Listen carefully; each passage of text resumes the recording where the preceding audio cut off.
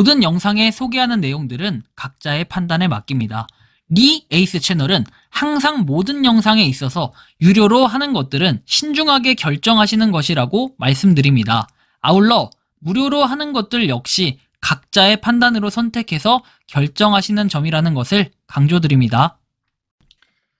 안녕하세요, 리 에이스입니다. 자, 여러분들, 이번 시간은 파이코인, 아마존, 테슬라 결제수단 관련해서 한번 살펴볼 겁니다. 파이를 지켜보고 있는 다양한 기업들에 대해서 한번 보도록 할 건데, 영상을 한번 끝까지 보시면서 어떤 내용들이 있었나 살펴보는 그러한 시간을 가져볼 테니 영상 끝까지 봐주시면 좋겠고, 지금부터 바로 한번 시작해 볼 수 있도록 하겠습니다.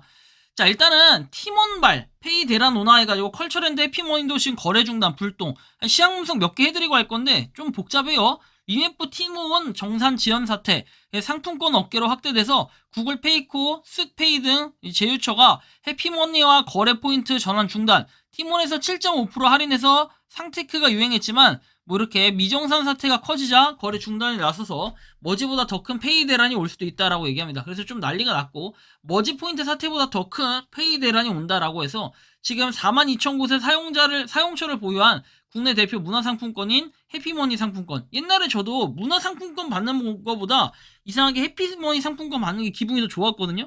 근데 이제 이게 문제가 터지니까 난리가 났다라고 좀 볼 수가 있겠는데, 뭐 아무튼 좀 보도록 할게요. 안전하지 않아. 잘못하면 서비스 진짜로 종료하겠어.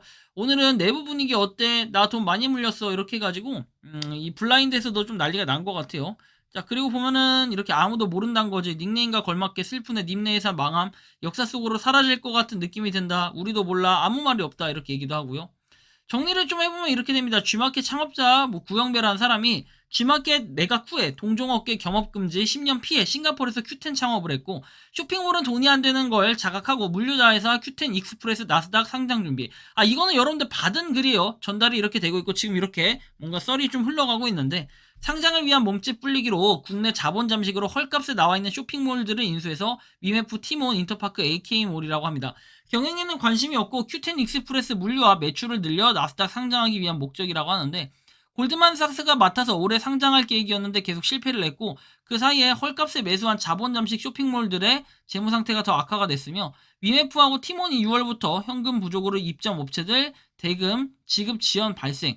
그러자 티몬에서 한 달 뒤 발송하는 선결제 상품권을 10에서 8% 할인해서 고객 돈을 땡겨서 대금을 지급합니다. 그것도 한계에 달았어. 대금 정산 못 받은 업체들이 물건 배송 안 하거나 여행 상품 취소시키는 중인데, 상품권 업체에서 상황 파악 후에 티몬 판매를 중단하자 티몬하고 위메프 현금 흐름이 막혀버렸습니다. 그래서 구영배 회장이라는 사람이 입금을 해서 상품권 사장들 만나서 본인 믿고 상품권 풀어달라고 요청을 했다라고 하는데, 여기 보면 상품권 판매 중단으로 티메프 이렇게 현금 흐름을 막히면 셀러들과 쿠폰 업체의 미정상금만 수천억으로 연쇄부도 위기에 처해 있다라는 이런 게 오가고 있습니다. 자, 그래서 현재 기준 물건 구매 시에 주의해야 되는 쇼핑몰이라고 해서 Q10 그리고 위메프, 티몬, 인터파크라고 하는데, 인터파크는 쇼핑 파트만 해당한다고 해서 이렇게 여행, 숙박, 티켓, 예매 파트는 야놀자 사나라 관계가 없고, 위시 플러스 AK몰 이렇게 좀 주의를 하셔야 된다고 합니다. Q10이 운영하는 사이트고 여기는 미정산 사태가 해결될 때까지는 구매를 보류하시는 게 낫지 않을까. 좀 위험해서 하는 말이고 이게 뭐 불매운동이나 이런 건 아닙니다. 그렇기 때문에 조심해야 될 필요가 있겠다라는 말씀을 좀 드립니다. 자, 다음 내용 볼게요. 페라리에 대한 내용이 나오는데, 자, 페라리는 유럽에서 비트코인하고 이더리움 결제를 허용한다고 합니다. 미래에는 분명히 파이코인도 결제가 되기를 원하는 사람들, 그 다음에 결제가 실현화될 거라고 생각을 하고 있습니다. 자, 다음 내용을 한번 살펴보죠. 본격적인 파이코인 내용들 봐야 되겠는데요. 자, 일단 파이코인 내용 보기 전에 죄송합니다. 하나만 더 볼게요. 마운트곡스가 이제 물량을 다 털어낸 이 소식이 나옵니다. 마운트곡스의 움직임이 좀 있었고 그 이후에 어떤 또 큰 움직임 해가지고 나와 있던 게, 마지막으로 마운트곡스가 물량을 이체했고 그 물량이 전부 움직여서 지금 약간 폭락을 했습니다. 뭐 시장이 한 10% 정도 빠진 것 같은 이런 느낌이 드는데, 이런 게 딱 이제 다 털어가지고 난리가 나지 않았나 생각이 드는데, 이제는 회복할 일만 남았다라는 이런 생각이 듭니다. 좀 지지부진했었는데 말이죠. 자, 다음 내용 볼게요. 파이 네트워크 338.5만 팔로, 약간 또 늘어난 듯한 이런 느낌이 있는데, 여전히 이 격차가 그냥 줄어들진 않아요. 한 5만 명 정도 차이가 나는데, 어제보단 좀 낮지만 그래도 차이는 어느 정도 있다라는 이 말씀을 드리고, 또 파이 네트워크로 이렇게 해외에서는 뭐 딸기 우유도 결제할 수 있다. 그리고 그 외에도 다양한 걸 결제할 수 있다는 걸 항상 기억을 하셔야 됩니다. 자, 그 다음에 보면은 파이 뉴스에서 내용이 나오는데 수많은 대기업과 유명 기업들이 파이 네트워크를 보고 파이를 결제 수단으로 사용하길 기대하고 있지만 동시에 쉽게 진입할 위험은 없다라고 얘기를 합니다. 그래서 이 내용이 뭐 이렇게 나와 있는 것들이고 인도네시아 상점 헤리사 다이아몬드는 이렇게 파이 네트워크와 협력하여 개척자를 위한 금 및 다이아몬드 거래를 단순화한다. 이 협업은 인도네시아 귀금속 산업의 디지털화를 촉진하여 파이 네트워크 개척자들에게 서비스를 제공한다라는 얘기도 있기 때문에 알아두시면 좋을 것 같고요. 한편 FCF페이는 파이 네트워크의 암호화폐인 파이코인을 자사의 결제 시스템에 통합한다고 발표했다 해가지고 내용들이 나와 있는데 이거는 엄연히 따지면은 작년에 나왔던 기사 중에 하나예요. 이미 23년 10월 5일에 나왔던 기사이고 요거에 대해서는 저도 한번 언급을 해드린 적이 있던 것 같아요.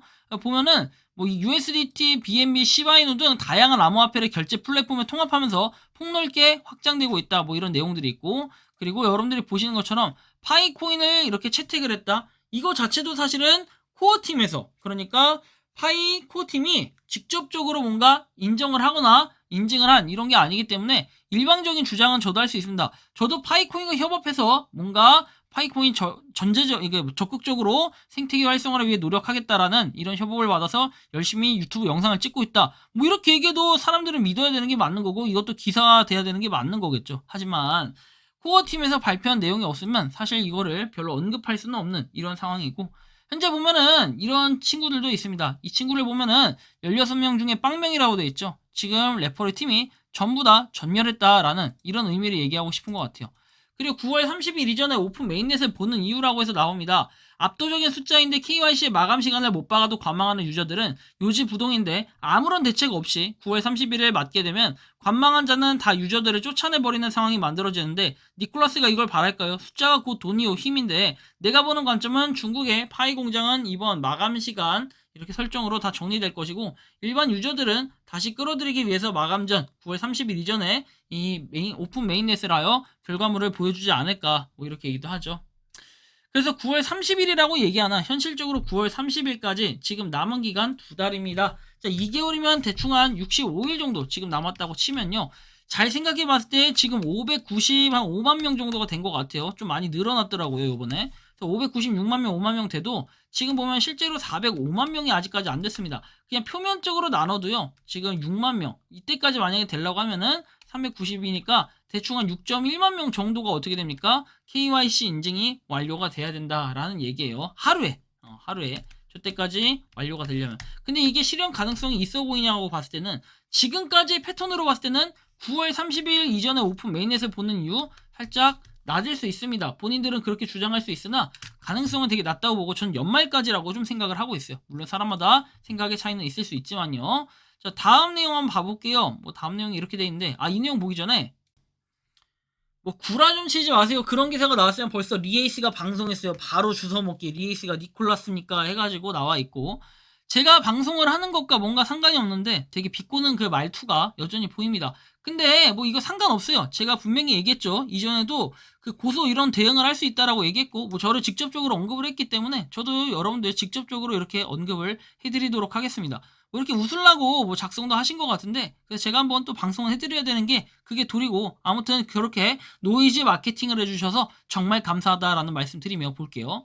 자, 테슬라 아마존 해가지고 나와있죠. 파이 네트워크 페이먼트 이렇게 채택을 했다라는 이런 얘기들인데 뭐 이렇게 3분 전이라 해서 아마존과 테슬라 뭐 파이 이렇게 떠 있습니다. 이거에 대한 기사 원본을 보면은 3월 2일에 작성됐던 글이고 그 내용을 봤을 때는 테슬라와 아마존으로부터 공식 결제 수단으로 인정을 받으면서 큰 진전을 이뤘고 역사적으로 실험적이고 불안정하다 뭐 내용이 쭉 나오는데 파이 네트워크에 개요돼 있고 전례 없는 움직임에서 파이 결제 공식 결제 수단으로 인정하기로 한 결정은 많은 관찰자들을 놀라게 했고 자 일론 머스크의 리더십 하에 있는 테슬라는 이전에 전기 자동차에 대한 결제 수단으로 어떻게 합니까? 뭔가 잠재적인 가치를 했다 이런 얘기 같은데 그래서 보면은 마찬가지로 글로벌 전자상거래 거대 기업인 아마존도 파이 네트워크를 결제 수단으로 받아들였고 아마존이 암호화폐 산업 혁신에 뭔가 헌신하고 있음을 보여준다 해서 뭐 관심이 있다라는 얘기인데 이것도 결국에는 개인이 이 안에서 판매하고 있는 개인이 뭔가 파이 네트워크와 협업을 했을 협업이라기보다는 파이콘을 받겠다 했을 가능성들이 좀 높아 보입니다.